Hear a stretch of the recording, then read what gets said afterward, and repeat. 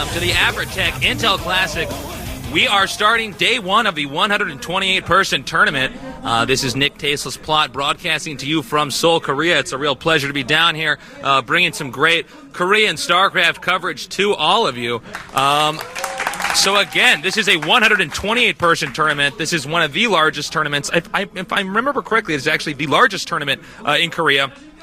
All top 32 of the pro gamers in the KESPA rankings are down here, and there is a lot of money being given away.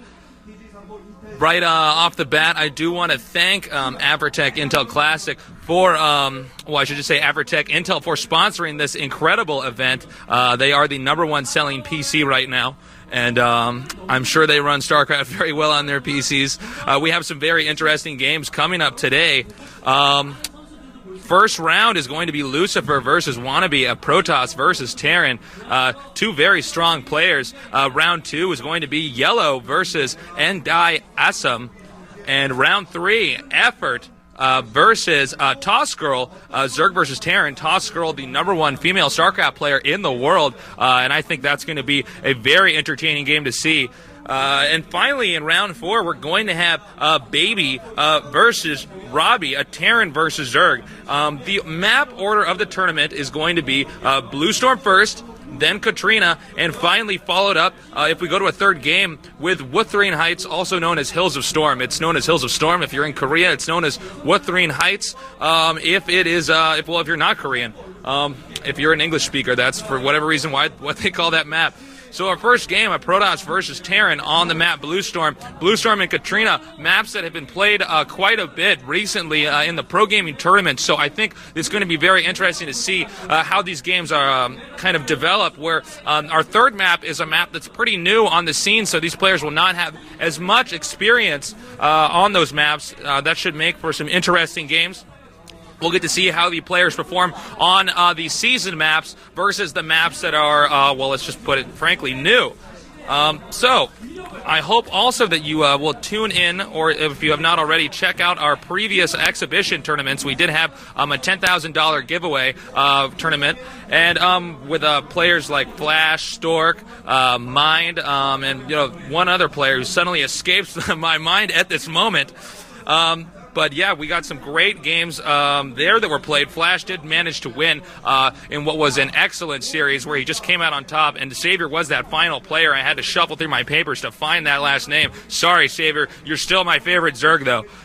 All right, and then we also had some very entertaining team matches, and I hope you check that out. We even had some 2-on-2s on the map Hunters, a very popular StarCraft map, possibly the most popular StarCraft map, and it was really quite a pleasure to cast those games for you all, and I think we're actually getting a shot of me now on the camera, and as I was saying before, it's really great to be down here. I hope you guys are all tuning in to let all your friends know that there are a lot of great StarCraft games coming down here. GOM TV is going to be bringing you a ton of StarCraft matches in the future. This is just the beginning. And I believe we have a little bit more time before we start introducing the players. Blue Storm is a very interesting map. It's a one-on-one map, so we have a higher possibility of some type of technical rush being performed since both players know each other's starting locations. They don't have to scout other spots and then try to decide if a rush is possible due to the distance. On the other hand, this is also a map that players have played a lot on. It's very interesting to kind of see how maps that have really had a lot of games played on them, how those games kind of turn out. And I think, judging from Paul's body language in the middle, I think we're going to be getting to the gamers pretty soon. Man, I'm good. See that? All right. So our first game is going to be LuCifer versus Wannabe, as I said, a Protoss versus Terran. Our next game is going to be Yellow versus Assam. Assam is a newer player, as Wannabe is. LuCifer has been on the scene for a while now, and I've actually checked out some of his replays as I was studying. And here is our next match. It's Effort. We already saw a game casted by him in the tournament that GOM ran not long ago. Toss Girl, the #1 female StarCraft player in the world. I really hope you watch that one. That's going to be very interesting to see if Effort can hold his own against that. Finally, the next match will be Baby versus Robbie. Baby, the youngest StarCraft pro gamer on the scene, even younger than Flash. He's 13. He is indeed a baby. but a badass baby at that. He is very talented, and I think as he ages, I think he's going to develop into a very strong pro gamer. So, as I was saying, LuCifer, Protoss versus Terran. A lot of Protosses have been doing fast Nexus builds on this, or a lot of different proxy strategies, and I don't just mean a proxy gateway. I also mean things like, proxy RoboBay, and a lot of other things. Carriers turn out to be very strong on a map like this. Terran tend to do a fast expansion followed up by actually another rather fast expansion. Terran could get out the 2 expansions pretty quickly, but then they have to pull out with some type of timing push in order to kind of move across the map in time. Otherwise, Protoss will get too many carriers. Arbiters are still a possibility on this map as well. This is not Katrina, where everybody and their grandma is getting carriers and getting away with it. It is a much more complex map than that. Here we have the 2 players. There is LuCifer on the left and Wannabe on the right. LuCifer, a very good Protoss player, also a member of the team KTF. I am just thrilled to see these 2 gamers duke it out. I believe we will also have a brief clip of one of the new pro gamers talking about his experience coming onto the scene, and I believe he's going to be participating in that tournament. Unfortunately, I don't think I'm going to be doing translations for that. I have to do something really fast over here. Otherwise, I would surely take that opportune moment to make up subtitles. Here we are, the next player. This is Wannabe. We have some information on him down there. Wannabe, a Terran player, fairly new though on the scene, and I think from what I understand, talking to some of his teammates, they say he's a pretty well-rounded player, so he doesn't have any super weakness or super strength. And sit tight. I think the game's going to be starting pretty soon. I have to basically sit here and watch the Korean commentators kind of study their body language and then get a feel of when the match is actually going to start. Again, this is Nick Tasel's plot, and this is the Averatec-Intel Classic, a new entire league essentially starting up here in Korea with English coverage. Only can be watched on the GOM player. The GOM player, an excellent piece of software, great for finding the kind of stuff you want, which is probably StarCraft if you're listening to this right now. They are going to be expanding to other areas as well. I have talked to GOM, and this is in fact compatible with Firefox and Opera, not just Internet Explorer, so feel free to use those programs. I saw some people on the forums saying that they thought it wasn't working with Firefox, but it sounds like your Firefox wasn't working for you, because it does in fact run on there. A little bit of information on these players since we're still waiting. Wannabe has joined LeCaf in the first draft of 2007. So again, he is a fairly new player. LuCifer was an amateur for quite a while, but hold on, I think the game is... No, oh, Paul, you tricked me once again. I thought the game was about to start. Oh, yes, it was. 2008 TG Sambo Intel Classic. StarCraft Universe, welcome to the Korean Ultimate Tournament. Get ready.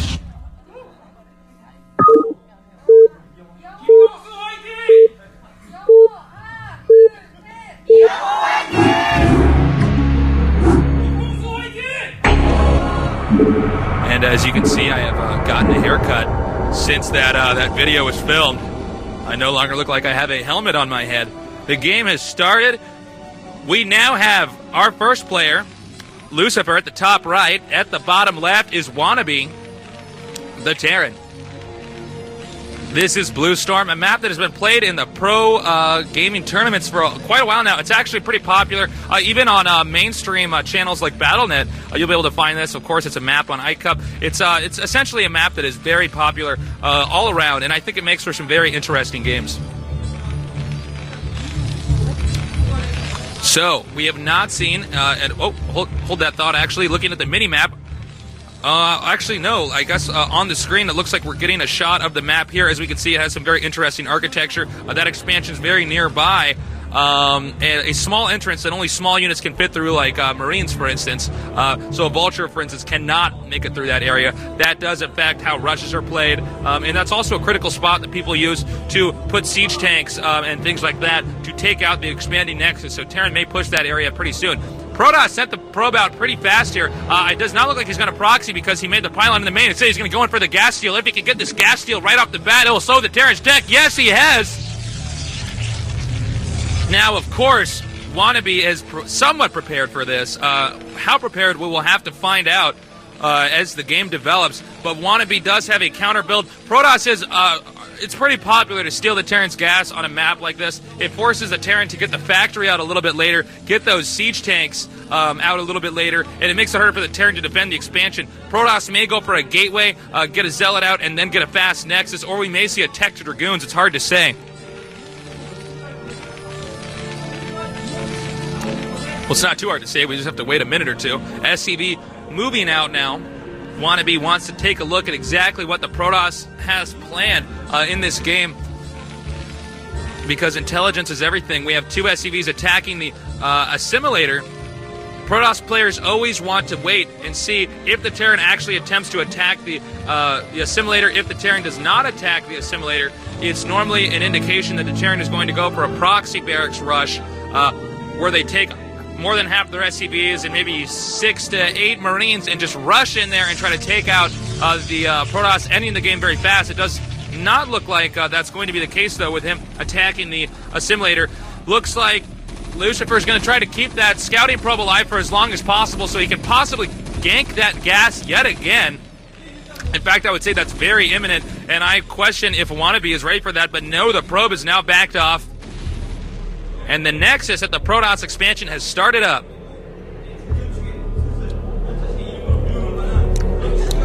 That was a shot in the Wannabe cam, going over exactly how he's going to play this game out. Pylon finishing core will be starting soon. Protoss will get a few Dragoons and try to pressure the Terran into not expanding. We may see a possible Robo-Bay for a Reaver.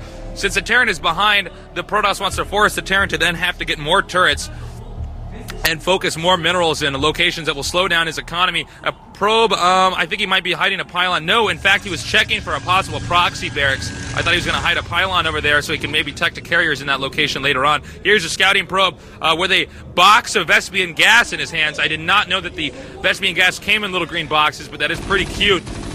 Now moving in here, seeing that the Terran has 3 SCVs on the refinery. So Terran may, in fact, not go for a fast expansion. We may see a 2-factory build. Although it doesn't mean that fast expanding is completely out of the question. The probe is still alive and searching wildly for any evidence of an additional factory. It has now been taken out. It looks like he's going to move those Zealots back. Hold on just one second. All right, I'm back. We have 6 Marines out on the move, and it looks like he will, in fact, switch his build into a fast expansion. And with that being said, I think that was a smart decision since Protoss did see the 3 in the Vespian gas. Hold on one second, guys.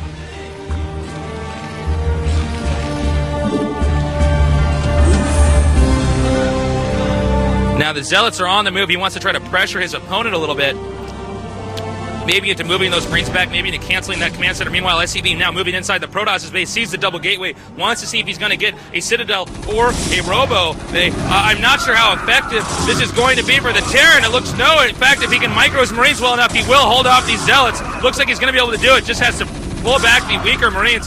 Although I will admit, LuCifer's Zealot micro not too terrible. And he will take out. And yes, this Marine has lost all of his friends. Too bad for him, but his losses were not in vain. The Terran will get the command center up. Had he managed to pick off those Marines, he could have possibly taken out that command center as well, or at least delayed it by taking out the SCV. I suppose he probably wouldn't have actually been able to take out the command center entirely. Now, the command center is almost finished. We do see something upgrading over here at the factory, so I would probably presume that would be siege mode. That would be an appropriate thing to get at this point in time in the game. He could, however, tech 2 vulture mines and then use that to rush the Protoss, which is more than likely going to double expand anyways, since that's what's appropriate to do once you see the Terran get their expansion up. Dragoon range being upgraded. Here come the Dragoons now. They will manage to pick off this tank, and I question if he got vulture mines or the siege mode, and he has in fact gotten mines, but it does not look like it will work out in his favor. The Dragoons will be able to pick off the mines with ease, and here come the SCVs now, trying to surround the Dragoons. LuCifer not microing very well. did lose one Dragoon, although he's at least forcing these SCVs to get off of the command center. Here comes some more Dragoons, though, now. Will they trigger this mine? I don't know. It looks like they're patiently... No, he's going to use that last Dragoon to trigger the mine. Now he can move in. Very nice move by LuCifer. A well-orchestrated attack. And it looks like he's rapidly closing in on his opponent. This, technically an offensive strategy by Wannabe to use those vultures to then maneuver in there and take out all of these probes that are going to be in expansion, is now developed into a defensive strategy where he's going to end up spending most of his time planting those mines in a location to block the Dragoons off. He has not got an engineering bay yet and is instead teched to the academy to get the scanner. He needs to figure out what Terran's doing. Wannabe not in a very good position right now. LuCifer, however, is more than comfortable. Robo Bay up.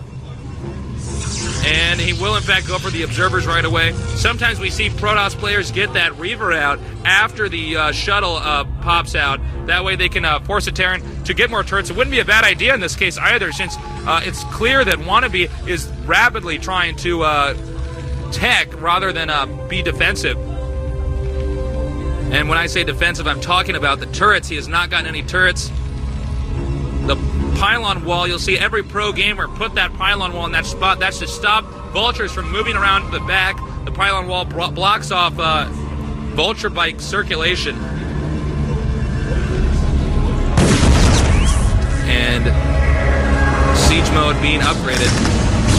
LuCifer does have an excellent contain. You do see a small exit at the top right of the screen here, but tanks and vultures cannot fit out of that.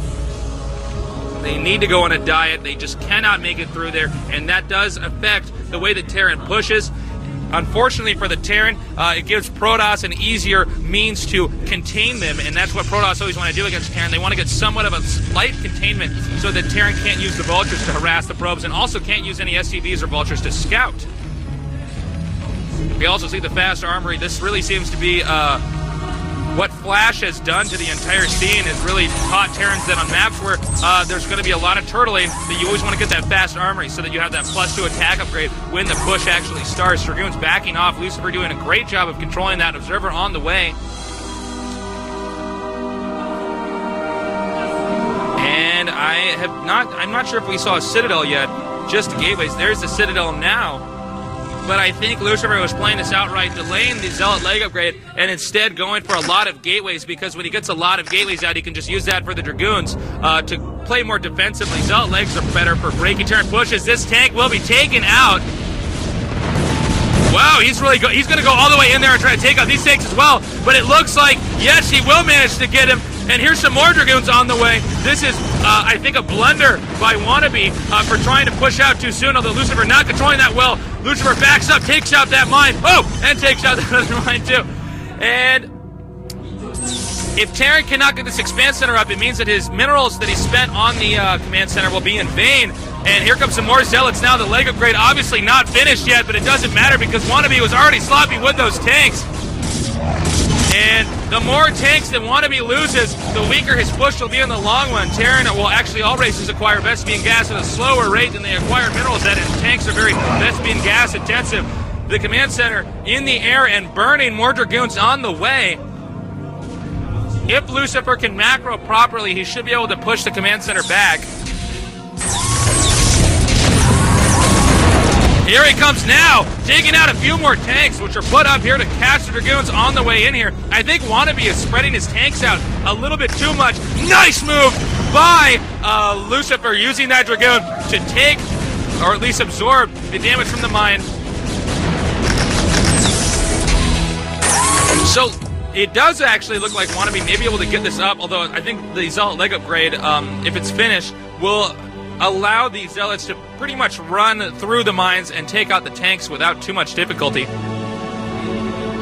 We have also not seen LuCifer enter an Arbiter tech or carrier tech. He's maintained steady ground and is expanding at the bottom right. So clearly he feels that with all those tanks being taken out, he can get a little bit greedy, but in a smart way, and expand once again. Oh, nice Zealot bomb there, using the Zealots in the shuttle to make siege mode seem not so good after all. Taking out these tanks, it looks like Wannabe could lose this game very quickly.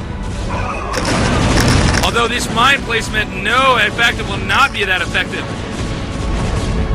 And, okay, this command center will absolutely be taken out. SCVs, this is probably not an appropriate time to send more SCVs to that expansion, although it appears as though Wannabe is in a very desperate position. And yes, he will say good game. LuCifer has won the first game on Blue Storm. And what a game it was. Clearly, LuCifer had practiced that refinery build, and you would not believe how much that just startled me when the gas came up. I thought there was a terrorist attack in the building. Okay, yeah, he really practiced that build quite well.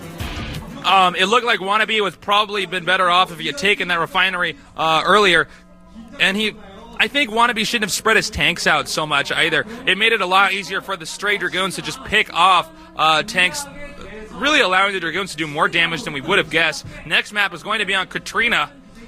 They really should have spelled Katrina with a C, since Carrier also starts with a C, and that's what we're probably going to be seeing on this map. This is a very popular carrier map due to the architecture of it. So many ways for the carriers to escape through the valleys and just dominate the Terran. However, we have seen players like Pisu use, or actually Bisu, sorry, the Koreans call him Pisu. But I don't like calling him that because it reminds me of pea soup, and then I just stopped thinking about Protoss entirely. Bisu has used Arbiters on this map, though, and it's proven to be pretty effective. Now, what Terrans normally do, Terrans get the fast armory, actually more than likely faster than we will see Wannabe get the armory in that previous game. They get the armory very soon because they know that the carrier tech is imminent. Now, a lot of Protoss philosophers, or I don't know what you'd call them, but people that theorize a lot about StarCraft really believe that the Protosses need to stop going for carriers because the Terrans have pretty much figured out how to respond to this. Everybody was saying, look, this is such an imbalanced map, Protoss cannot possibly lose on it, but now with the flash build, it's not really the case anymore, and it seems as though Protoss might have to mix up what they're doing on this map, but or at least change the pattern or the manner in which they tech to the carriers. We will be starting that game pretty soon on the map Katrina. I think so. Nope. In fact, he's going to... No, I'm sorry. I lied.